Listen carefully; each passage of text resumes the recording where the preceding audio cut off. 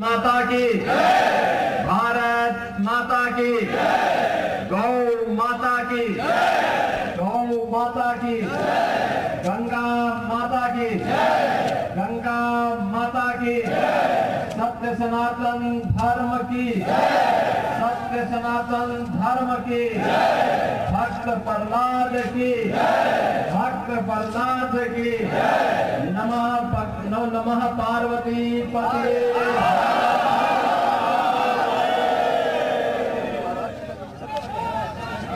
योगी बाबा की, योगी बाबा की। संघ के प्रांत संचालक डॉक्टर महेंद्र अग्रवाल जी, देखना दुर्गेश भाई एकदम जान गएंगे। गोरक्ष प्रांत के प्रांत प्रचारक मान्य श्री रमेश जी, गोरखपुर महानगर के दक्षिण भाग के संचालक मान्य श्री ओम जालान जी, होलिका उत्सव समिति के अध्यक्ष श्रीमान मनोज जालान जी,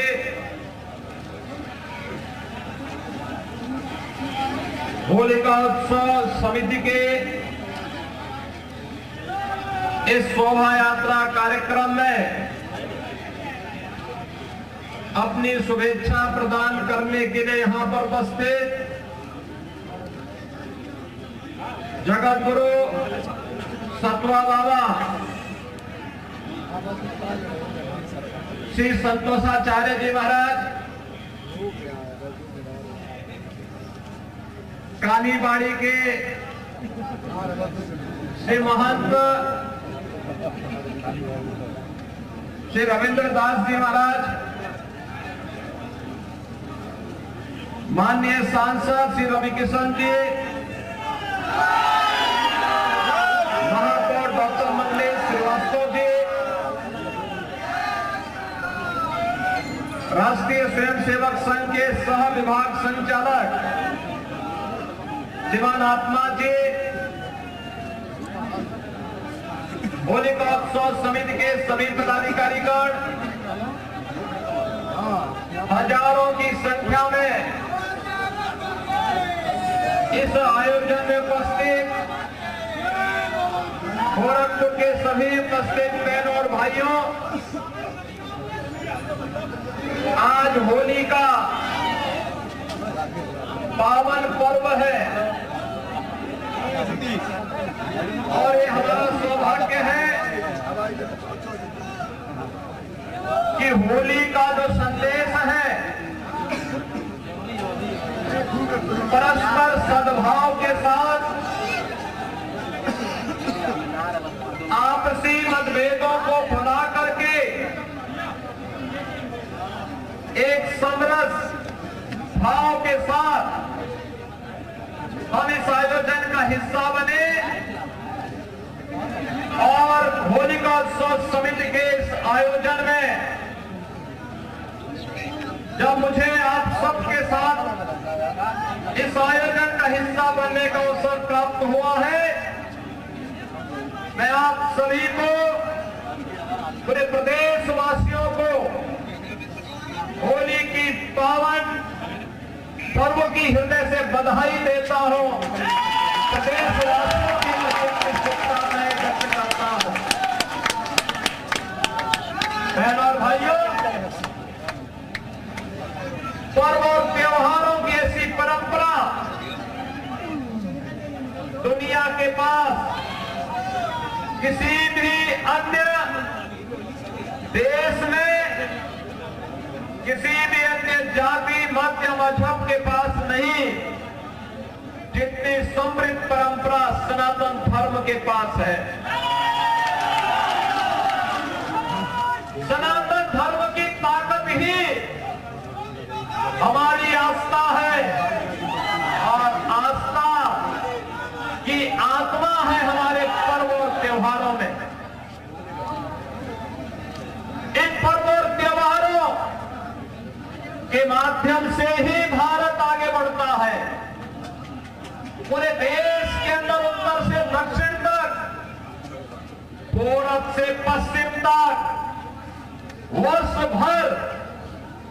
उत्साह और उमंग के साथ इन उत्सवों के साथ जुड़ने का अवसर भारतवासियों को प्राप्त होता है। और इसीलिए तो भारत की पौराणिक गाथा इस बात को कहती है कि दुर्लभम भारते जन्म मानुषम तत्र दुर्लभम, यानी भारत में जन्म लेना दुर्लभ है और उसमें भी मनुष्य के रूप में जन्म लेना और मनुष्य के रूप में भी सनातन धर्मावलंबी बनकर के जन्म लेना और भी दुर्लभ है। अभी आपने देखा होगा जो लोग सनातन धर्म को कोसते थे,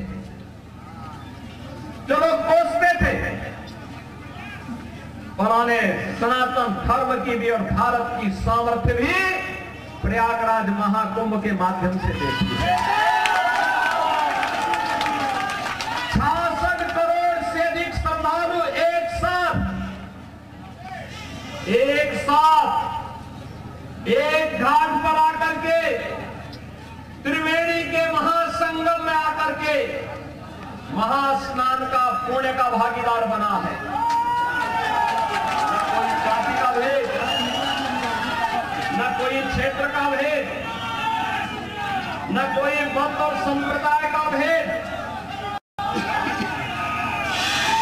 किसी भी जाति का सनातन धर्मावलंबी रहा हो, किसी भी क्षेत्र का सनातन धर्मावलंबी रहा हो, किसी भी भाषा का सनातन धर्मावलंबी रहा हो, भारत में रह रहा है तो, भारत के बाहर में है तो वो आकर के मां गंगा, मां यमुना और मां सरस्वती की त्रिवेणी में आस्था की पावन डुबकी लगा करके पुण्य का भागीदार बना है और अपने जन्म और जीवन को धन्य धन्य कह करके सभी को साधुवाद दे करके व्यवस्था से जुड़े हुए लोगों के प्रति साधुवाद दे करके फिर अपने गंतव्य की ओर प्रस्थान कर गया। अद्भुत आयोजन था, अद्भुत आयोजन था। और बहनों और भाइयों, दुनिया विस्मयकारी भाव के साथ, दुनिया कोपल की निगाहों के साथ, दुनिया इस अकाल्पनिक अविस्मरणीय और अद्भुत घटना को देख करके भौचक थी। लेकिन सनातन धर्म के अनुयायी उत्साह और उमंग के साथ तब भी थे जब प्रयागराज की धरती से एकता का संदेश गूंज रहा था और उसी एकता के संदेश को लेकर के होली जैसे पावन पर्व को हमें आगे लेकर के चलना है।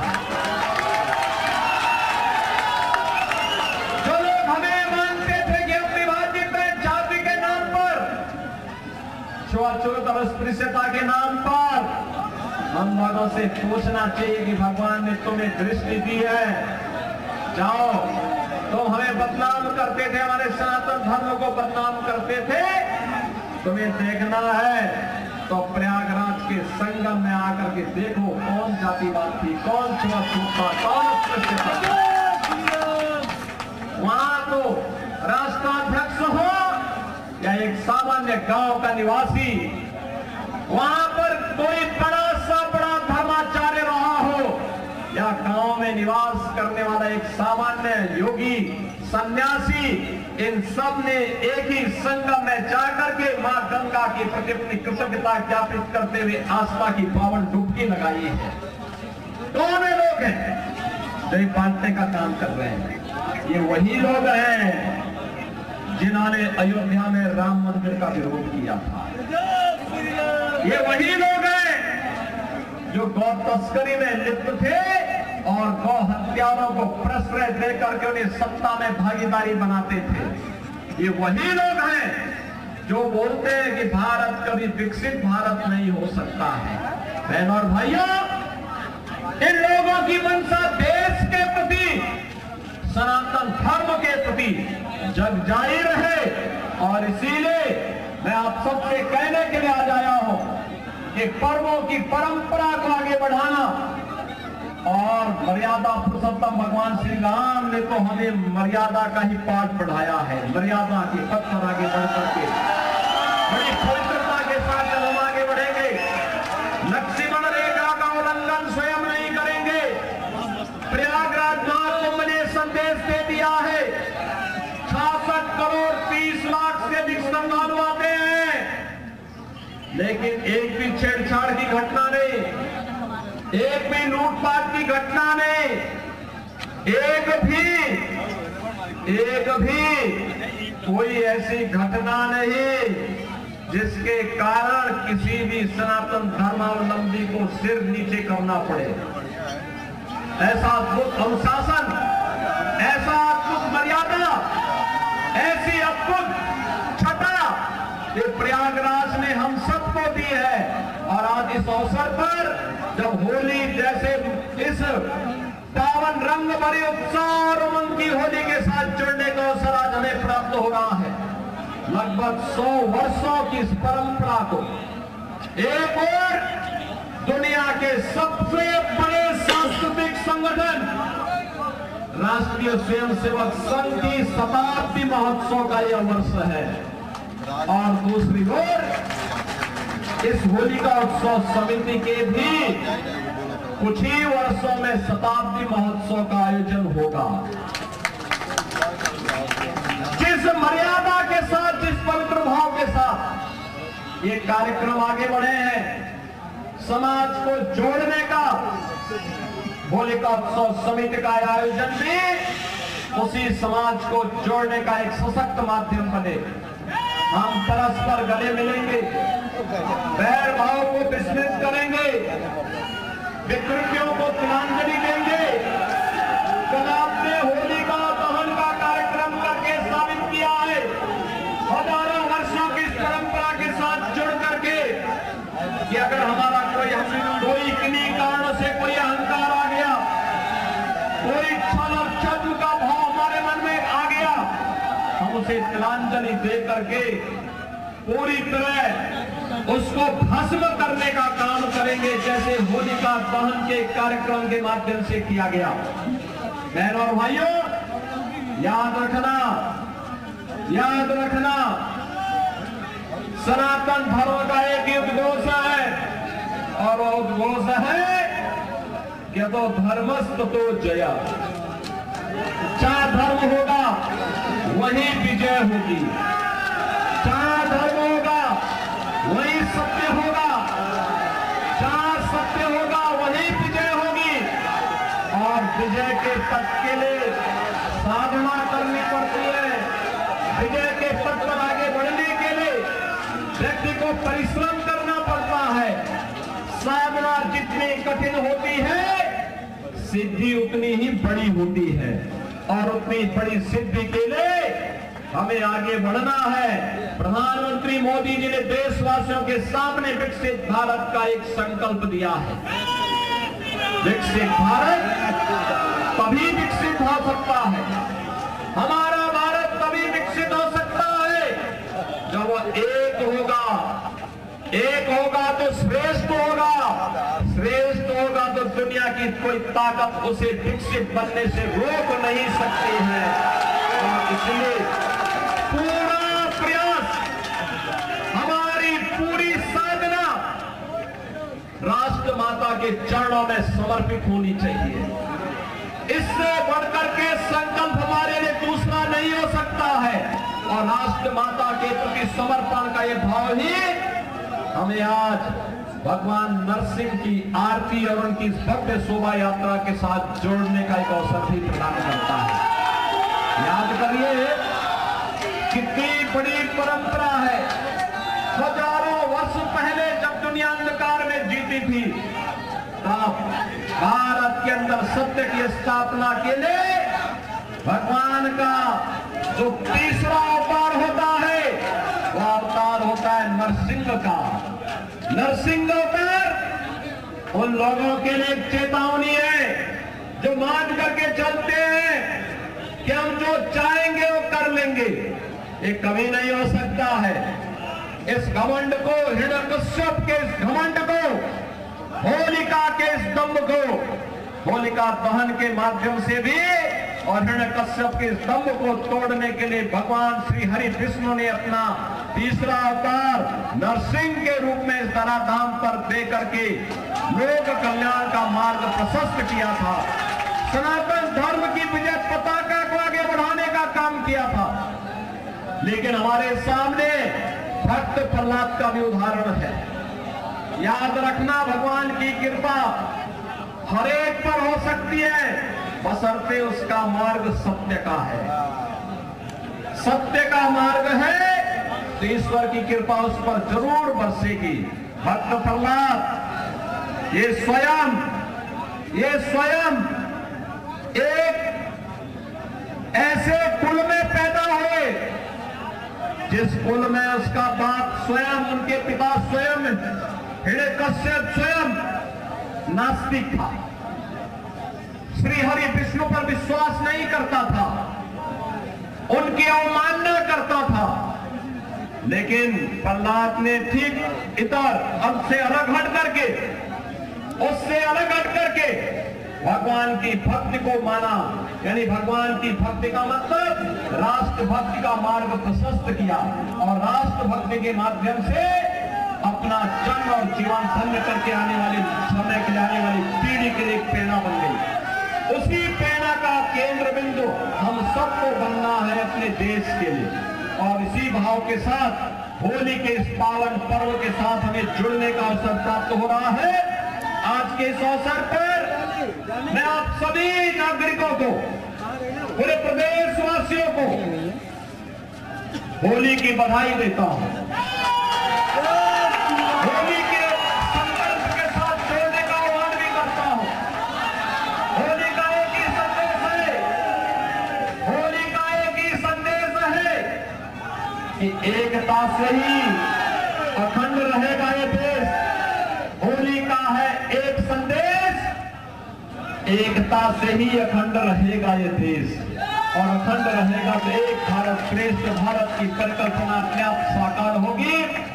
महाकुंभ और होली के इस संदेश को घर घर तक हम पहुंचाने का कार्य करेंगे। इस विश्वास के साथ मैं आज के इस अवसर पर एक बार फिर से आपको होली की बधाई देता हूं। होली की शुभकामनाएं आप सबके प्रति, पूरे प्रदेशवासियों के प्रति व्यक्त करता हूं और विश्वास करता हूं कि यह उत्साह और उमंग हमारे जीवन में सकारात्मक बदलाव ला करके अपनी मातृभूमि के प्रति सरकार समर्पण के साथ जुड़ने का कार्य करेगी। आप सबके प्रति मेरी मंगलमय शुभकामनाएं। धन्यवाद। जय जय श्री राम।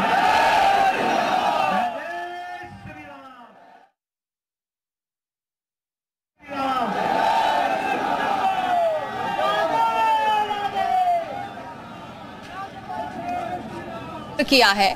कुछ लोग सनातन को कोसते हैं, इसका भी उन्होंने जिक्र किया। लेकिन महाकुंभ में 66 करोड़ लोगों ने डुबकी लगाई, संगम में आस्था की डुबकी लगाई। महाकुंभ को लेकर एक बार फिर सीएम योगी ने जो लोग पहुंचे, जो सनातन की एकता देखने को मिली, इसका जिक्र किया और साथ ही विपक्षियों पर निशाना भी साधा है।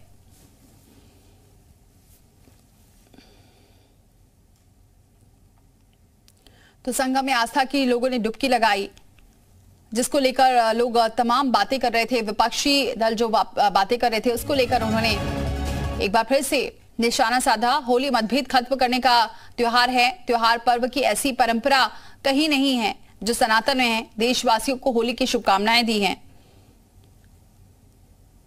क्योंकि आज दिन भी खास है। भारत में जन्म लेना दुर्लभ, ये सीएम योगी ने कहा। होली मतभेद भुलाकर त्योहार मनाना है और एकता का संदेश ये होली का त्योहार देता है। सनातनी कैसे इकट्ठा हुए महाकुंभ में, इसका भी उन्होंने जिक्र किया। विपक्ष पर निशाना भी साधा। आज इसलिए ये खास दिन है क्योंकि आरएसएस की सालों जो पुरानी परंपरा है वो चली आ रही है। होली खेलने की अनोखी परंपरा आरएसएस की सालों पुरानी है, जिसकी शुरुआत 1944 में हुई थी और होलिका उत्सव समिति